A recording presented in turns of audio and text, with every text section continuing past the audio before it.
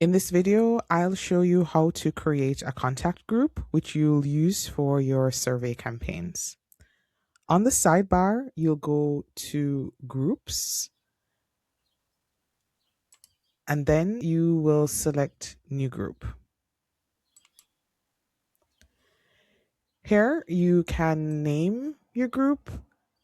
For example, you can name it Marketing Team in London,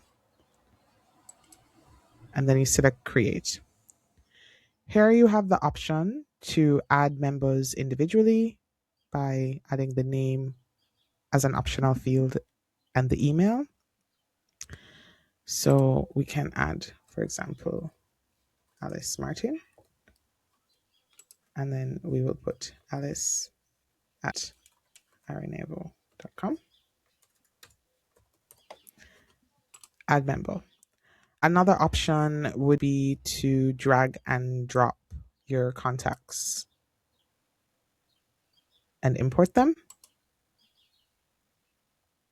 And here you have the contacts filled out. So here we have our marketing team in London, 4 members active. Of course, we have the option to deactivate the group. That means we wouldn't be able to select them when we create surveys.